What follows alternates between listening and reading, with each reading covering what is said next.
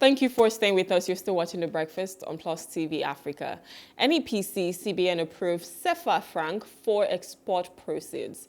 The Nigerian Export Promotion Council, NEPC, and the Central Bank of Nigeria, CBN, have approved the inclusion of the CFA FRANC as an accepted currency for export proceeds in Nigeria. The executive director of NEPC, Noye Ayeni, announced that this policy is now reflected in the Nigeria Export Proceed (NXP) form, which exporters must complete when shipping goods. She described the move as a significant step in boosting cross-border trade and facilitating smoother transactions with Nigeria's francophone neighbors. During the 2024 Non-Oil Export Performance Report presentation in Abuja, Ayeni highlighted the success of NEPC's #Double Your Exports initiative, which contributed to a 20.77% increase in non-oil export earnings, reaching $5.456 billion in 2024. She attributed this growth to improved trade policies, increased production in key sectors such as agriculture and solid minerals, and global economic recovery driving demand for Nigerian exports. Agricultural commodities dominated export volumes with 7.291 million metric tons recorded.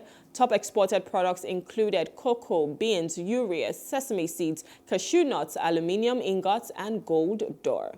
In terms of corporate export performance, Indorama Eleme Fertilizer and Chemical Limited led with $475.3 million in exports, followed closely by Starlink Global and Ideal Limited with $556.7 million. Banking institutions played a key role in processing NXP forms, with Zenith Bank leading at 39.03% of total transactions, followed by First Bank and Fidelity Bank. Ayeni urged banks to support exporters by providing affordable financing, which would enable them to scale production and enhance value addition and increase foreign exchange earnings of the country. Joining us this morning is Segun Sopitan, is a principal partner at Woodridge and Scott Consulting. Good morning, sir. Thank you for joining us. Thanks for having me, Rume. Good morning. Good morning to you. So we're talking about including CFA, FRANC, in when it comes to the monies that we use in export. First, I want to get your reaction to this. What was the first thing you thought about seeing this, that, okay, we're not just going to be dealing with dollars, because most times what we have to deal with is dollars. That has been the major currency that everyone uses, but because we're Africans and we're neighbors and we should be able to deal with each other in a currency that works, now there's the introduction of the CFA franc. What's your reaction to it? Well, to the extent that whatever policy initiative that we're implementing, to the extent that it broadens our reach, the scope of our international settlement systems, it's not necessarily a bad idea. But, so I think what this is supposed to achieve is to make payments for international transactions, to keep it basic and to keep this simple, is to make payments easier. So a lot of times when you do international trades, typically for countries like Nigeria, and even the ECOWAS regions, where your currency is not exactly compatible, you always have to first of all move into some currency other than your local currency. So you either move first to dollars, or you move first to British pounds, or you move first to euro. And then you move to the currency of your counterparty in that international transaction. But typically it's US dollars that act as that one single international settlement currency. So what happens in such a situation is that you have cross-currency deals, cross-currency transactions, and you lose value in the process. Because if you want to buy goods from a trading partner in Ghana, or in Cote d'Ivoire, as things stand now, you buy dollars especially when those transactions are official, when you're opening letters of credit or other, documents that guide these transactions. You have to move to dollars and then convert the dollars to that currency, to CFA. So I think what the CBN is now trying to do in conjunction with the NEPC is to try and ensure that we can actually move from naira to dollars directly in the official markets. So that's possible, and that happens in the non-official, if you like, parallel market, in the gray market. But once you have to open a letter of credit and once you have to open a Form M or an NXP, then you have to go to dollars first before you arrive in the CFA. So what we're trying to do is to eliminate that, and that can save quite a significant amount of value that would have been lost in currency losses, exchange rate, exchange rate losses or exchange rate gains. Sometimes there will be gains, but it's something you almost absolutely can't control. So it's a good idea on its own. But I do have my own challenges. Yeah, because you don't seem enthusiastic at all. Like, you're saying it's a good idea, but your body language is, I'm not enthused. No, I'm not enthusiastic, you're right. And that's because this is not our problem. The things that I expect the CBN to pay attention to divert all its energies into is our exchange control regulations. Not currency convertibility. It's very similar to what we did under the Buhari administration, some 8, 6, 7 years ago, when we had this swap deal with China on the yuan, the naira to yuan swap deal. It never saw the light of day. I understand it's being brought back again, but you see, those things, they will achieve quite a bit, but they're not our problem. So it's something that is good to do, on its own, but it doesn't fix the fundamental issues that we have, and that's the reservation that you're reading, in my body language. And in addition to that, in this particular instance, at least with China, you can argue that about 40% of our, international trade transactions happens with China alone, right? So whatever you're able to achieve in terms of international settlement systems, payment systems with them will have an impact even on the value of your currency if it works properly. But in the case of this ECOWAS thing, we do less than 5 to 10% of our exports actually go to the ECOWAS region, right? So the impact that this will have on the issues that we have today as a country is extremely, it's just subject to debate. I don't think that there is much of an impact to be derived from this. It will smoothen transactions for people that are trading in that region. But from the macroeconomic perspective and from the macro impact of this, it's I was just about to ask you that. I was just about to ask, what the benefits would be for people who are trading there, because of course, we're happy that non-oil exports is, being boosted up, whereby we're not just depending on crude oil. So we're still seeing some level of, some amount of revenue coming in from there. But what is the impact going to be like? Are we going to see our own currency get more value? Because with this now, maybe if they had to change from naira to dollar before they now do that with their own currency, that whole exchange rate is highly dependent on the dollar and everybody's searching for the dollar. So would that even help with our own currency? Is the value going to go up a little bit? The theoretical explanation of this is that by making trade settlement, payments for trades easier, you will boost the volume of exports that you are doing in that region. You will boost, you will bring in from the shadows, from the gray market and from the parallel market, transaction volumes into the official market, which will improve liquidity in the official market, which will therefore strengthen our official exchange rates, theoretically. But this would hold true only if the volumes that we're talking about that will be affected by this are significant. So to the extent that we don't really have accurate data about the volumes of trade we're actually doing in these places that are coming through the, the smuggling channels, and the gray markets, it's difficult to really say for certain how much impact this will have.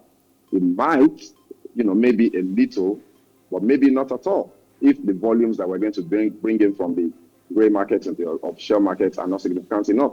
But just looking at the size of that market as a whole, I mean, look, Nigeria accounts for 70% of the entire trade in the ECOWAS region, 70%. So what are we talking about? How much impact can this possibly really have on the value of our currency, which really, for me, is what the CBN ought to be focusing on, diverting a lot of energy, intellectual, prowess, a lot of thinking. It's supposed to be going into what are the things that we can do today to significantly boost the value of the naira, because that has a multiplier effect across the entire economy, including bringing inflation down. So this is not, it's good. It's a nice to have, but it's not what we need right now. This is something you do while you are tackling the main issue. So I'm not saying we shouldn't try to look at different regions and try to see how we can improve transaction flows and all of that across those regions. I'm just saying I'm not seeing enough from the CBN in the areas that actually do matter, in the areas where the kind of impacts that can be achieved if we focus energy in those areas will be significant. I'm not seeing enough of that. So for me, this is just a nice to have. Kudos to them. I hope it works. But that's as far as my enthusiasm goes on this. Okay. So something I want to talk about is Africa as a whole. And it has been said before that at some point we should have one currency. In fact, the African Union and some leaders like Kenyan President William Ruto, had even come out to say, why not? Why can't we have one currency whereby we can facilitate economic integration, trade with each African country, and maybe even make sure that that one currency is powerful. So if we're already saying things like, okay, you know what, I want to trade with your country, we can accept yours, are we now getting towards that trajectory of saying maybe at some point there would just be one currency for all African nations? I mean, talking about a single currency for the African region is a far-fetched, very, very far-fetched dream. I think Muammar Gaddafi, before he died, talked about it a great deal, the Pan-African movement, and all of that, and the economic side of it. But it's very far-fetched, extremely unlikely to happen as long as we have the poor leadership that we have across the continent. I mean, just take ECOWAS as an example. We've been talking about the ECO. We have a currency that we're supposed to be converging into, where all ECOWAS countries unify into that one single currency. The Naira ceases to be, the CFA ceases to be, the CD, the Ghanaian CD ceases to be, and we all use the ECO. But the problem with currency monetary unions and currency unification is that there has to be significant convergence of macroeconomic indicators for it to work. If that convergence can't be achieved, currency unification is impossible. And I'll try to explain that. So for a currency to work in Nigeria, for example, across the length and breadth of Nigeria, we know what inflation rate is. As we speak today, it's about 34.6, right? So if I as an investor, I want to do a trade in Naira, I invest money in Naira, I know my computations are clear with regards to my real returns on investment having factored in inflation. Now, if you have a currency union where we all say we're using the ECO, and in Nigeria, inflation is 24% or 34.6%. And then in, let's say, Niger, it's 60%. And in Ghana, it's 10%, and it's that you see wild variations like that. In just this one particular inflation indicator, then it's impossible to plan transactions in that currency because the impact of inflation on that currency in those different countries and jurisdictions will be different. So the more unifying that, transactions in that region will become impossible. And the same goes, so it's not just inflation that you face this challenge with. You have to bring inflation to a particular band. So what happens with monetary unions is that all participating countries must have these macroeconomic indicators within a certain band, a window, above which you can't go, below which you can't go, right? So, and this is true for inflation, it's true for interest rates, it's true for unemployment, it's true for money supply, balance of trade, debt to GDP ratio, and all of these significant indicators. Now imagine trying to bring all the different African countries to within maybe a 5% range of each other, of one another, on all of these indicators. That's why we've not been able to implement the ECHO. In West Africa alone, not to talk of the entirety of Africa, where there are very wild variations. Imagine Zimbabwe trying to come into some sort of a monetary union with the rest of Africa, with what happened with inflation rate in that country, and what is still going on there. So that's not something that is likely to happen. I think initiatives like this, where you are staying regional and just trying to ease international trade systems to make payments easy for international trade, is perhaps the furthest we can go, especially with regards to the African Continental Free Trade Agreement. If for that agreement to work, you do have to think about having some easing of payment systems, of travel regulations, So it's not just one currency we should be talking about. We should be talking about one single travel zone where you don't need visas, a Nigerian shouldn't need a visa to go into Kenya or to Egypt or to Zimbabwe or to, Namibia. If we want after to work or CAFTA to work, right? So I think those are some of the challenges that we have with all of this. But still looking at this particular initiative, if we can do this with SADC, and do this with, that's the South African Economic Bloc, and do this with the North African, do this with the Central African, who knows? Maybe we can achieve some sort of mileage with regards to easing of transaction flows and bringing in from the shadows a lot of the transactions that are currently happening in the shadows. I think that's actually a very important objective to achieve, but we should be pursuing that with where the chunk of our transactions are happening, which is with the US dollar.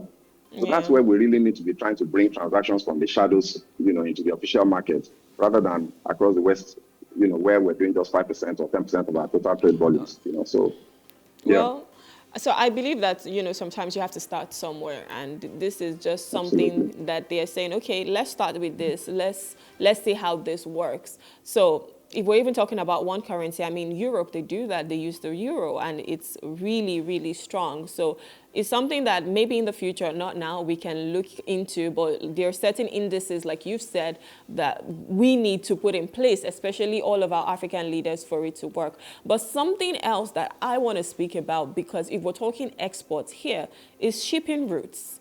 So I hear that sometimes before something even goes to Togo, for instance, or somewhere really close to us, they have to maybe go to the UK or the US, and before it's being rerouted, and it's a whole lot before you now get that stuff. But at this point, do you think we need to start to look at our shipping routes when it comes to Africa as a whole? Because we are in one continent, we are neighbors, we have to do business with each other and look for ways to ensure that we grow together as a continent. So with our shipping routes, do you think there's a lot of work, or what are the things that you would want to see differently in there? Okay, sorry, very quickly, Rume, before I come to that question, let me just say this with regards to the other, what we've been talking about. Yeah. I think it's important for the CBN to understand that in order for us to achieve the massive supply inflows into the foreign exchange market in Nigeria that can be achieved, they need to relax the exchange control document. There's a document called the Foreign Exchange Memorandum. That document, I think, was revised 2016 or thereabouts. I can't remember the exact date, but it's been a long time. That document needs to be revised to factor in modern payment systems, the internet, maybe even cryptocurrencies and all that. We need to stop asking people to bring their grandfather's birth certificate before they can settle an international Mother's transaction. maiden name. Mother's maiden to name. ask for their great grandmother's maiden name. BVN. Yeah, their great grandmother's maiden name that even I don't know. You know, we need to stop those things. Make these things simple. Let the process be seamless and easy. And what you'll find is that transactions, both inflows and outflows, will flow through the official channels, and supply will be boosted significantly. And then currency value will improve. You know, so I've been saying this for a while, but nobody's willing to listen. Everybody's afraid of capital flight and round tripping. You know, but you know, fear is one of the biggest restrictors of progress. So just to drop that there very quickly. Now, to what you talk about, generally speaking, across the African continent, logistics, international supply chain logistic channels have been a challenge. The continent is extremely challenged in the area of infrastructure. You know, so whether you're talking about the sea routes, shipping channels, and sea routes, or you're talking about across land, having highways that people can drive. Why shouldn't I be able to drive to Ghana very easily, or to Cameroon, or or to Chad? Why shouldn't I be able to? Because we're not really that far from each other. If you have a very good highway, and I can do 140, 150 kilometers per hour consistently, I'll do Chad in 8 hours. I mean, think about the size of the United States. People drive from New York on the East Coast to Los Angeles on the West Coast, and maybe 24 hours. Some maybe 36 hours. It's a very massive continent, subcontinent, the United States. So why can't we do it on the African continent? Why can't we have train routes before you start even talking about the airway, the airports and the air travel, connections and all of that. So the problems we have, yes, with the sea routes, piracy, our coastal waters are extremely unsafe, and that's also a part of the problem. And that's why sometimes you find that some shipping companies will rather reroute. They will never cross certain waters because piracy in those places is significant. But I think that's where the work needs to be done. Yeah. Yes, that's absolutely. Definitely where the so work the security in those areas need to be addressed, but also the inter-territory agreements that allow easier exchange of goods and services across the sea. Also needs to be the treaties and all of that, the shipping treaties that need to be sorted out between Africa. So if we're able to do that, we should see some significant improvement with regards to shipping routes. But generally speaking, I think the logistic networks across the continent need to be improved significantly. All right. Thank you so much. It's been a pleasure having you and just discussing this with you. Thank you, Segun, for joining us this morning. Thanks for having me. Have a wonderful day. Yeah. All right, so we're speaking with Segun Sopitan. He's a principal partner at Woodridge and Scott Consulting. And we've just been looking at the fact that the NEPC and CBN has approved the CFA FRANC for export proceeds. We'll go on a short break now. When we return, we'll be looking at Egbe tokens' elongated tenure. And we'll be talking about legality or, well, legitimacy. So please stay with us.